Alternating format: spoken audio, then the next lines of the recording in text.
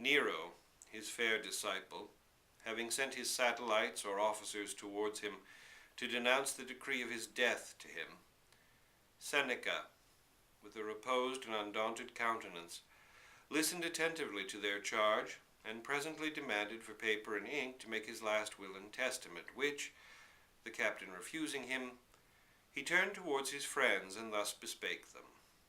Sith, my loving friends, I cannot bequeath you any other thing in remembrance or acknowledgment of what I owe you.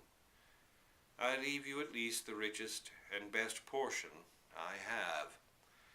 That is, the image of my manners in my life, which I beseech you to keep in memory, which doing you may acquire the glory and purchase the name of truly sincere and absolutely true friends.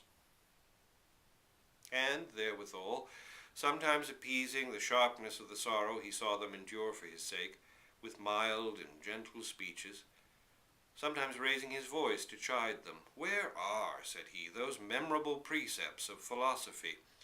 What has become of those provisions which for so many years together we have laid up against the brunts and accidents of fortune? Was Nero's innate cruelty unknown unto us?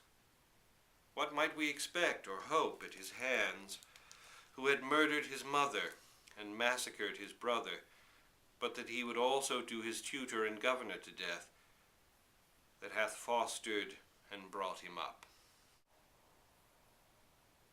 Having uttered these words to all the bystanders, he turned him to his wife, as she was ready to sink down, and with the burden of her grief to faint in heart and strength, he called, and embraced her about the neck, and heartily entreated her for love of him, somewhat more patiently to bear this accident, and that his hour was come, wherein he must show no longer by discourse and disputation, but in earnest effort declare the fruit he had reaped by his study, and that undoubtedly he embraced death, not only without grief, but with exceeding joy.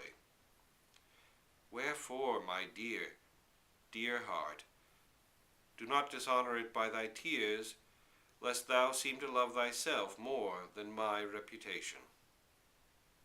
To whom Paulina, having somewhat roused her drooping spirits, and by a thrice noble affection awakened the magnanimity of her high settled courage, answered thus: No, Seneca, think not that in this necessity I will leave you without my company. I would not have you imagine that the virtuous example of your life have not also taught me to die. And when shall I be able to do it, or better, or more honestly, or more to mine own liking, than with yourself? And be resolved, I will go with you, and be partaker of your fortune.